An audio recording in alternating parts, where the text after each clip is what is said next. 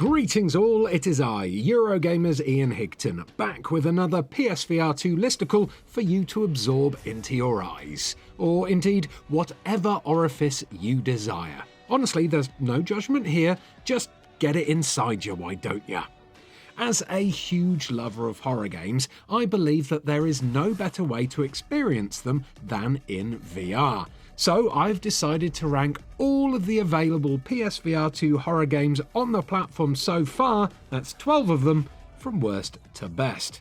This way, all of you VR horror heads out there will be able to know which horror games to embrace with your face and which to avoid like a hungry alien on Sevastopol station. For this list, I've judged these PSVR2 horror games not only on how good I think they are, but also on how scary they are. So keep an eye out for my poop yourself ratings at the end of each section to find out which titles will truly chill you to the bone. Enjoy!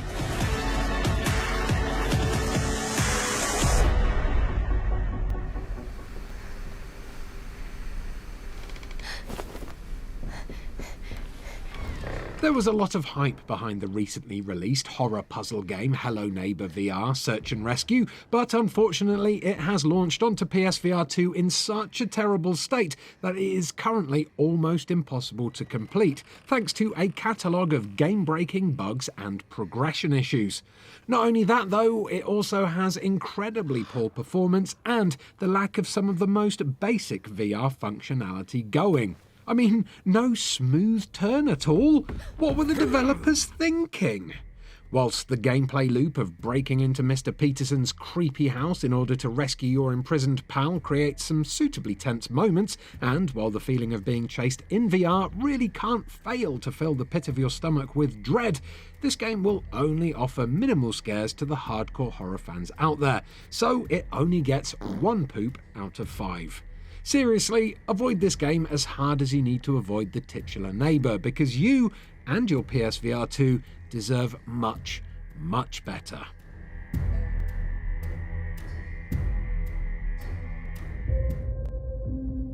We just got a call from the Black Rose Mental Hospital. Basing their game around the tired trope of a spooky mental asylum wasn't the only lazy decision the developers of Afterlife VR made.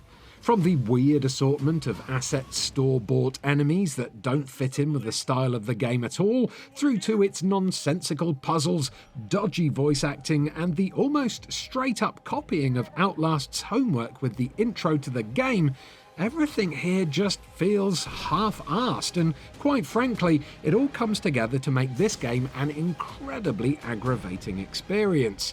The frustration I felt playing this game easily cancelled out the potential yelps that its cheap jump scares tried to elicit from me, but even then there is a moodiness to the visuals which might give a few new PSVR2 adopters a case of the chills. So I give this 2 poops out of 5 for scares, but even then I'd say avoid it unless you really have money to burn.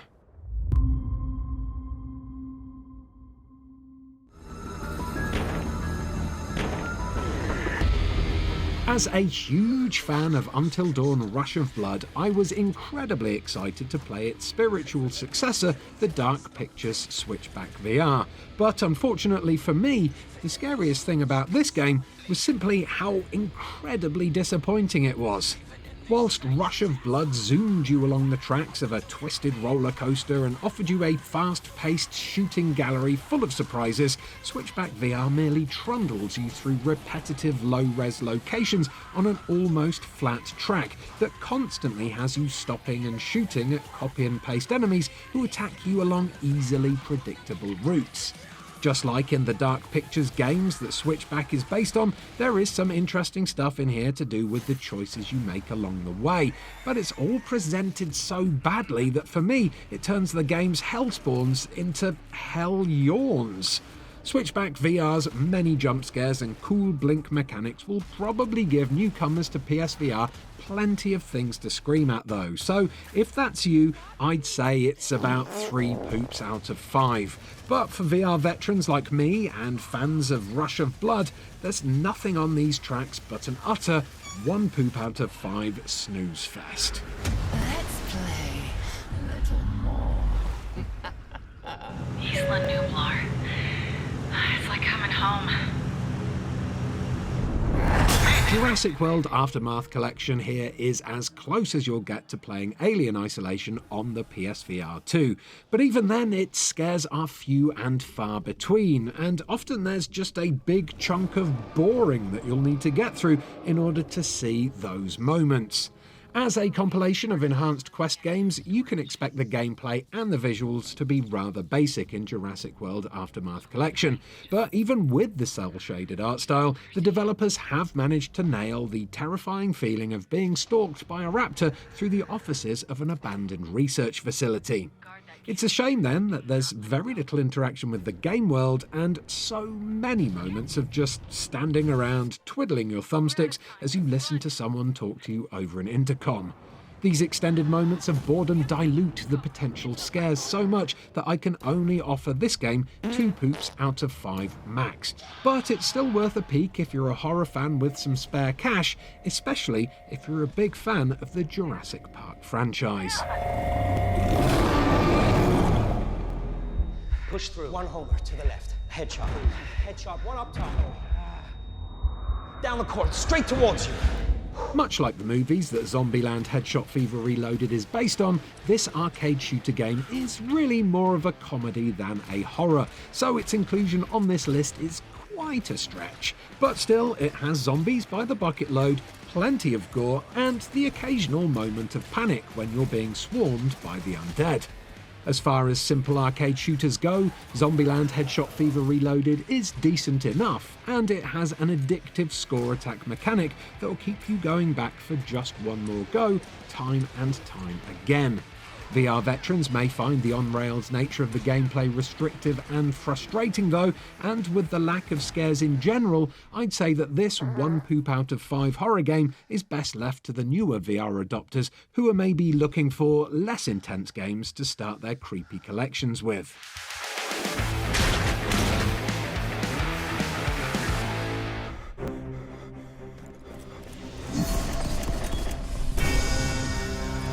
Rather than employing sneaky jump scares or in-your-face monster attacks to freak you out, the Light Brigade instead has a constant feeling of dread oozing through its very core that will leave you feeling on edge as you push your way through its murky, procedurally generated levels. Set in an unsettling dreamlike version of a world war, this roguelike VR shooter gives you some period-authentic World War II weaponry to hold and limited ammunition to shoot at the enemy soldiers and assorted nightmare creatures that live within it. The realistic reload mechanics are great, and the gameplay, like all good roguelikes, is brutal but fair, and there's plenty of surprises and upgrades in here to keep you coming back for just one more run. I really do like this one as it feels like a spiritual successor to In Death, which I absolutely loved on the original PSVR, but it's not your traditional horror game, even though it does provide some genuine moments of real panic in some of the more intense firefights. In terms of scares though, it's a 1 poop out of 5 from me, but I'd say it's worth a look-see anyway, especially if you're a fan of immersive first-person shooters in VR.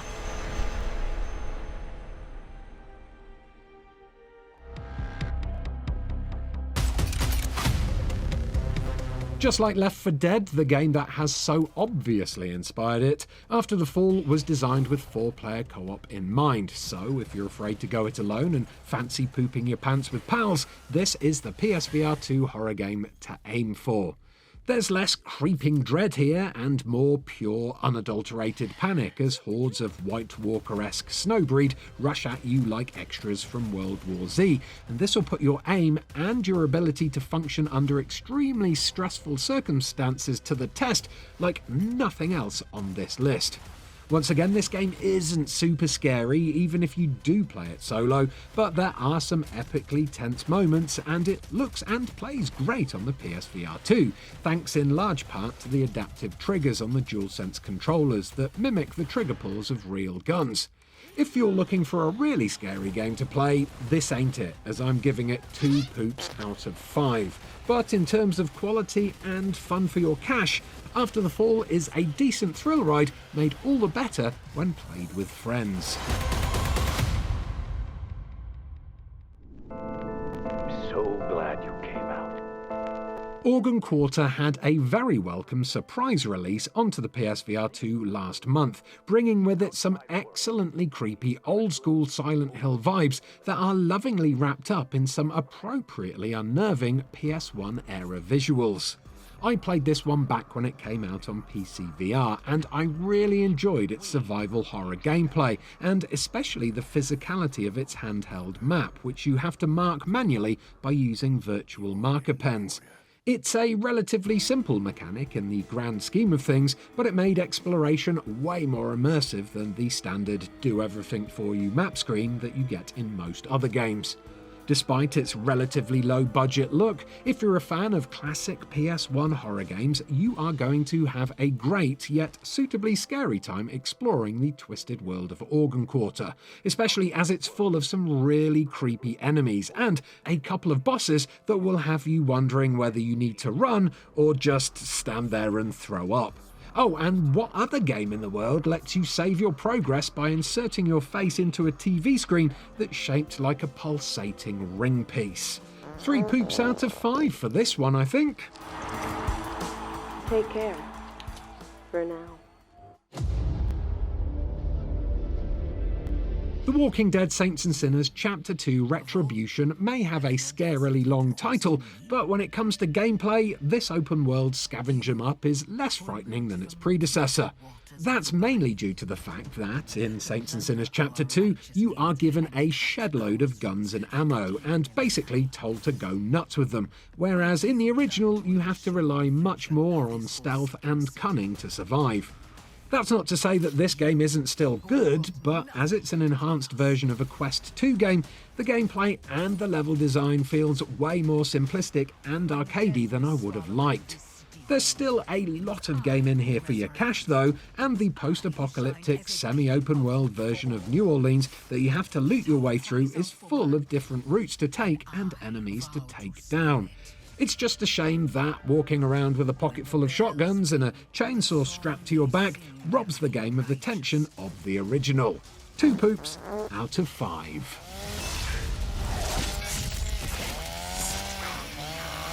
Welcome home, tourist.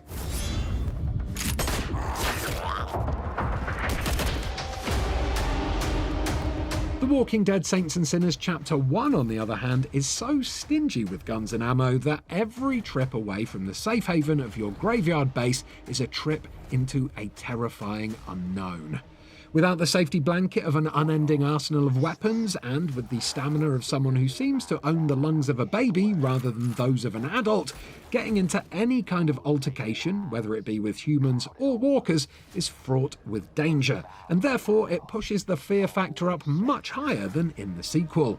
If you're looking for a super immersive, incredibly well-designed survival horror game with some excellent mechanics that are based around getting knives embedded in the heads of the undead, then Walking Dead Saints and Sinners Chapter 1 should be at the top of your wish list.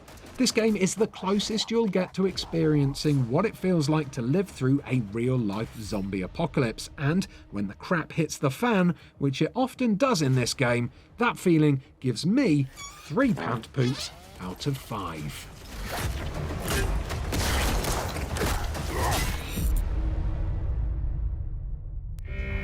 So to summarize, yes, the Phobian drive malfunctioned and triggered ahead of time. Cosmodread properly freaked me out when I played it on PC VR, so the surprise launch of this incredibly scary budget horror title on PSVR2 was a very welcome one indeed.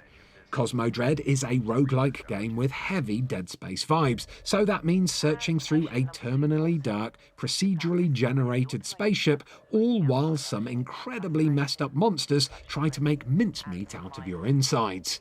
Like most roguelikes, Cosmodread starts off really hard, but as you push on, you'll discover new items and craft new weapons which will help you survive just a little bit longer each time. Despite the slightly basic and rather repetitive layouts of the ship, the scares are kept to a maximum in Cosmodread, thanks in part to the challenging difficulty level and the large number of extremely grotesque creatures that stumble at you from out of the darkness. And that's not even mentioning the awesome sound design that has the ability to make my skin itch with fear as I try to imagine what new horror could be waiting for me just beyond the next door. Despite not being the longest or the best produced game on this list, I still think Cosmodread is the scariest, and therefore it earns a massive 5 poops out of 5.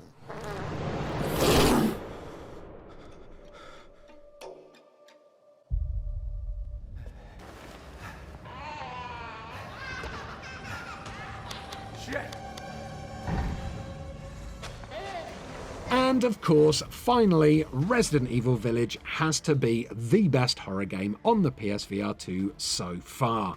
The visuals inside the PSVR2's headset are of such incredible quality that it makes Ethan's journey around the titular village feel almost real. And when you combine that with some epic set pieces, the towering bosses, and of course that bit in the Beneviento mansion that is sure to make even the bravest of gamers cry out in fear, you have easily the most immersive and lavishly produced horror game on Sony's headset. It's a beefy game too, and in my opinion, playing Resident Evil Village on the PSVR2 is the best way to experience it, especially when Lady D is involved. Thanks to how gorgeous Resident Evil Village looks, you'll have no problems at all getting immersed in its world. So if you want jump scares aplenty in a phenomenally produced VR package, look no further than Resident Evil Village, because it truly is the cream of the crop. Oh, and it's also 4 pooped pants out of 5, but that's mainly because of that bloody fetus, oh my god!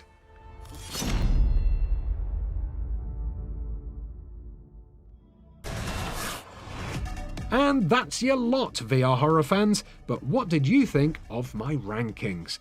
Let me know in the comments below which PSVR2 game has given you maximum brown trow. Give this video a like if you enjoyed it, and then perhaps think about checking out some of these other episodes of Ian's VR Corner that are on screen and clickable right now. I mean, definitely check out the Cosmodread one if you want to see me crap myself. Oh, and don't forget to subscribe to Eurogamer for almost daily videos about video games and Ian's VR Corner episodes every Sunday too. Goodbye!